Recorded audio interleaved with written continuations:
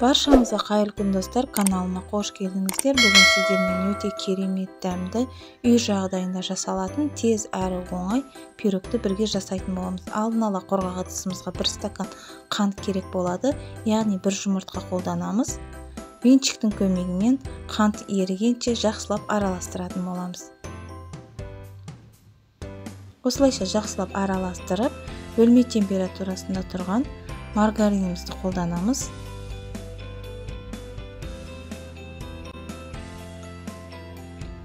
ұн саламыз. Ұнымыздың үстіне разогретель салып, илектің көмегімен жақсылап осылай ұнымызды салатын боламыз. Осылайша шанышқының көмегімен маргариніміз бен ұнымызды жақсылап араластырып, қамыр жасайтын боламыз.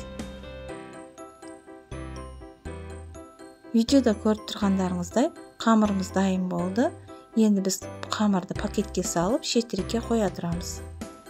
Осылайша құрғақ ыдысымызға 1 стакан қант салып, яғни творожный сырымыздан 250 грамм салдым. Осылайша 2 жұмыртқа салып, блендердің көмегімен жақсылап араластыратын боламыз. Қантымыз ерігенше жақсылап блендердің көмегімен араластырамыз. Яғни 2 ас қасық кукурузный крахмал қостым. Осымен біздің креміміз дайын болады. Енді біз қамырымызды дайындаймыз. Осындай листке қамырымызды салып, вилканың көмегімен, яғни осылайша жасап шығамыз. Жаңағы дайындаған кремімізді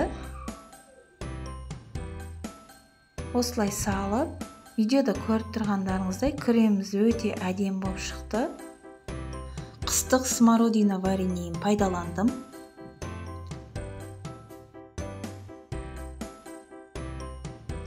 180 градуста 30-35 минутта пісіп шығады.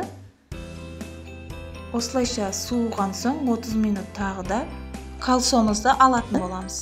Достар, егер видео ұнаса лайк басып, комментарий жазып, арнаға тіркелуді ұмытпаңыздар. Менің каналымның дамуына өз үлесіңізді қоса кетіңіз. Басқа да группаларға, чаттарға жіберуіңізді сұраймын.